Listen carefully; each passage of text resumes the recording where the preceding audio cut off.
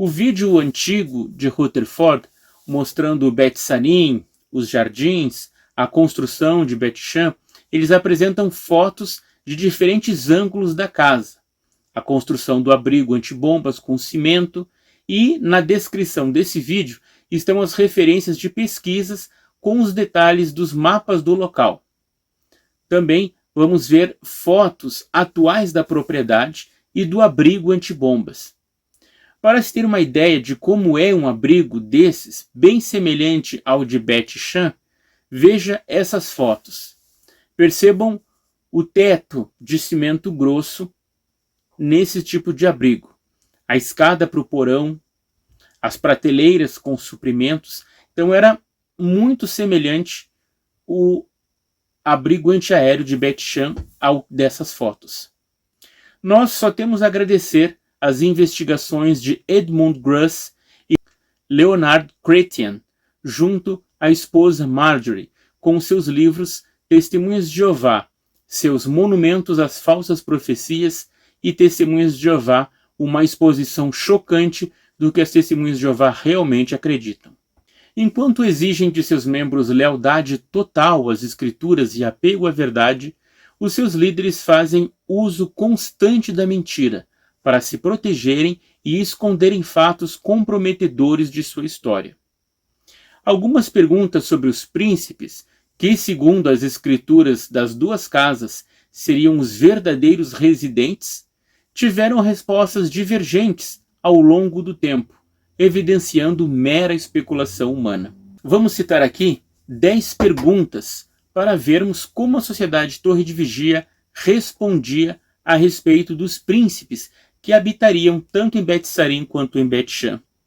A primeira delas: os príncipes deixarão de ser seres humanos e se tornarão seres espirituais? De acordo com a sentinela de 15 de janeiro de 1925, na página 23, disse que sim. As escrituras mostram que eles serão transformados de seres humanos em seres espirituais no fim do milênio. Já o livro Jeová, escrito por Rutherford em 1934, na página 37, disse que não. Nem há qualquer razão bíblica para concluir que Abraão e os outros homens fiéis da antiguidade jamais serão transformados de seres humanos em seres espirituais, como se pensava antes. Ou seja, 9 anos depois, o pensamento era totalmente diferente. Segunda pergunta: os príncipes ressuscitarão como homens perfeitos e testados? De acordo com essa mesma sentinela de 15 de janeiro de 25, a página 23, dizia que eles não terão perfeição de caráter quando saírem da sepultura. O teste final será imposto no final do milênio. Agora, já o livro Libertação, escrito 1 ano depois, dizia que sim. A página 324 dizia: é razoável esperar que esses homens fiéis sejam trazidos dos túmulos como homens perfeitos, possuindo corpos perfeitos e mentes perfeitas. Eles foram provados e testados antes de morrerem. A ressurreição dos príncipes ocorrerá somente depois que a igreja for glorificada? De acordo com essa mesma sentinela, de 15 de janeiro de 1925, a página 23, sim. Ali dizia: nossa opinião é que os antigos sábios não ressuscitarão até que todos os membros da igreja tenham partido.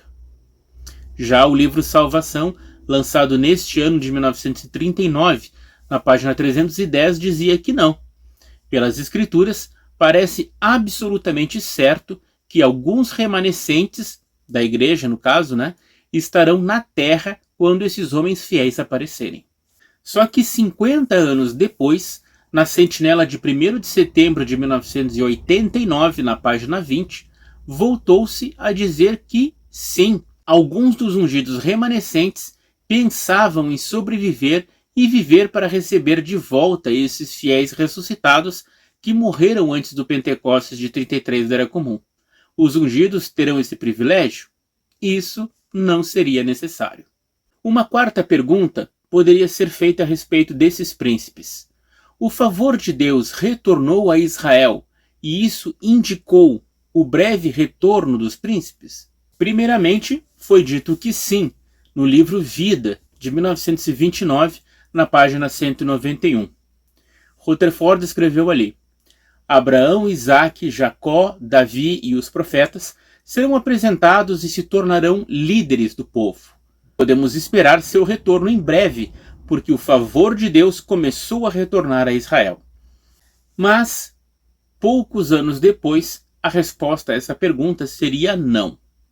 Com a publicação do volume 2 do livro Vindicação naquele ano, 1932, as testemunhas de Jeová perceberam que tal movimento de retorno à Palestina era orquestrado pelo espírito do arqui-inimigo de Jeová, Satanás, que enganou toda a terra habitada, disse a sentinela de 15 de maio de 1955, na página 296. Ora, se Satanás enganou toda a terra habitada, ele também enganou os ungidos, dirigidos pelo próprio Jesus, não é mesmo? A quinta pergunta: os príncipes retornarão a Jerusalém quando ressuscitarem? De acordo com o livro O Caminho para o Paraíso, publicado em 1924 por William Van Amberg, na página 224, dizia que sim.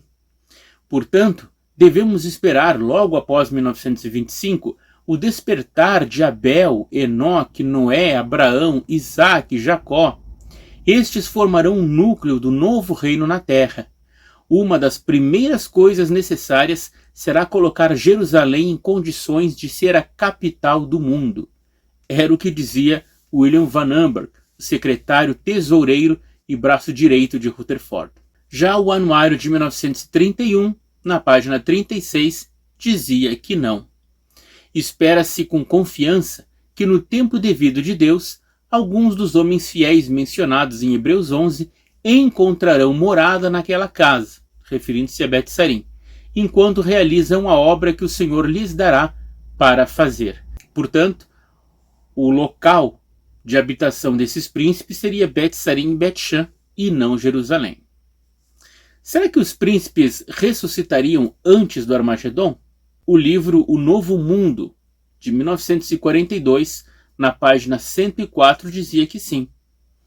Pode-se esperar que esses homens fiéis da antiguidade apareçam a qualquer momento. As Escrituras dão bons motivos para crer que isso ocorrerá pouco antes do Armagedon. Já o anuário de 1976, na página 146, e o livro Proclamadores, página 76, passaram a dizer que não com respeito a essa pergunta. Durante anos, o povo de Jeová pensou que homens fiéis dos tempos antigos, como Abraão, José e Davi, seriam ressuscitados antes do fim deste sistema de coisas perverso.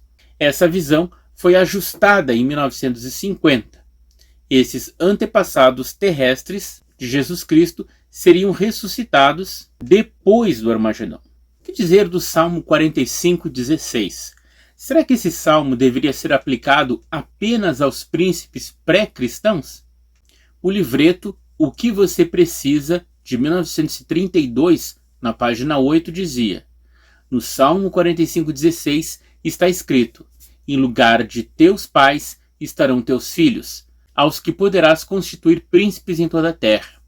Esta profecia, portanto, mostra que Cristo, o Rei, fará desses homens fiéis os príncipes ou governantes visíveis em toda a terra. Porém, a sentinela de 1º de dezembro de 1951, a página 717, e a 1º de setembro de 89, a página 22, diziam que não. Aqueles que seriam feitos príncipes, segundo este texto, Salmo 45:16, eram entendidos há muito tempo como as testemunhas fiéis dos tempos antigos, antes de Cristo, que se tornariam filhos de Cristo, o Rei, ao ressuscitarem dos mortos. Para nossa grande alegria, futuros príncipes estão bem no nosso meio. Sim, nos anos 50, se acreditava que os príncipes citados ali já eram os anciãos que estavam presentes na terra. E daí surgiu uma outra pergunta. Será que Isaías 32:1, que fala também sobre príncipes, são os mesmos do Salmo 45:16?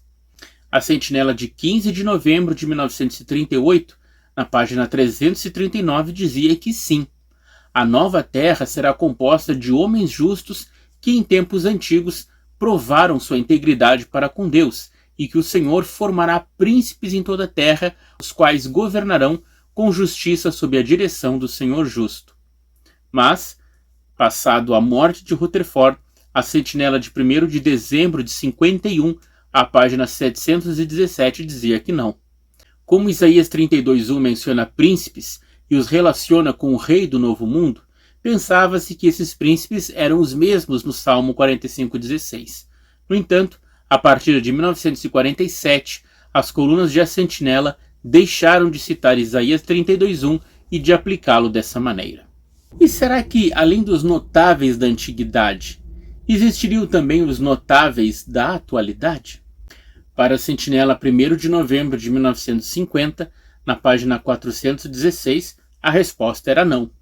E ela disse o seguinte: em sua edição de 15 de janeiro de 1920, páginas 21 a 28, a Sentinela discutiu a questão dos notáveis modernos, de acordo com as informações e fatos então disponíveis, e disse não a tal classe. Essa mesma revista, no entanto, passava a dizer sim, contrariando aquilo que Rutherford dissera antes. Ela explicou: visto que manifestam uma semelhança de fé, não há nada nas Escrituras que impeça que ele tome quantas dessas outras ovelhas forem necessárias e as faça príncipes em toda a terra. Perceberam que essa sentinela de 1º de novembro de 1950, na página 417, ela mostra 3 respostas. Primeiro, ela está de acordo com aquilo que Russell pensava, porque o artigo de Rutherford, lá na Sentinela de 15 de janeiro de 1920, era contradizendo Russell, dizendo que não haveria notáveis da atualidade para serem ressuscitados. Russell pensava que sim, mas Rutherford estava dizendo que não. Só que esta Sentinela de 1950 estava concordando com Russell. Então, a luz estava acesa, depois apagada, depois acesa de novo. Tudo opiniões humanas. E para finalizar, será que Bet Sarim seria mantida para o uso perpétuo do povo do Senhor e dos príncipes? De acordo com a própria escritura de Bet Sarim e o Anuário de 1931, na página 36, a resposta seria sim. Quando Davi e José ou alguns dos outros antigos dignos retornarem, eles a possuirão. O título daquela casa pertence à sociedade e é mantido em fideicomisso para o uso perpétuo dos fiéis de Deus. Mas a Sentinela de 15 de dezembro de 1947, na página 382, já dizia que não. O Conselho de Administração da Sociedade votou unanimemente pela alienação de Bet Sarim. Então, meus amigos, tanto Bet Sarim como Bet Shan foram registradas em cartório para serem propriedades dos príncipes ressuscitados, perpetuamente. Mas ambas foram vendidas, e o Proclamadores, escondendo uma casa e mencionando a outra, disse na página 76: havia cumprido plenamente seu objetivo e agora só servia como monumento bastante dispendioso de manter.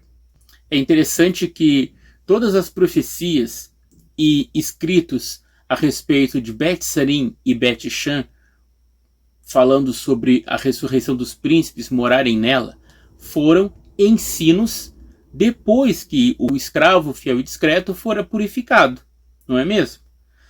A própria organização não diz que o escravo foi purificado em 1919? E daí então os ensinos estavam livres de entendimentos errados e de influências de Babilônia Grande? Parece que Jesus não estava realmente governando a organização, não é mesmo? Por ironia do destino, as palavras de Rutherford no livro Profecia, de 1929, a páginas 67 e 68, se aplicam muito bem a ele mesmo e à organização que ele criou. Jeová nunca comete erros.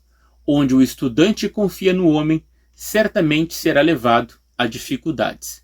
E de fato, as testemunhas de Jeová e os Jonadabes, que confiaram cegamente em Rutherford e sua organização, foram levados a dificuldades, a enganos. 1939 trouxe a Segunda Guerra Mundial, mas não trouxe o fim pelo Armagedon que eles tanto esperavam. Aliás, na verdade, poucos anos depois, a guerra terminaria, as duas casas seriam vendidas e o fim estaria mais longe do que eles pensavam.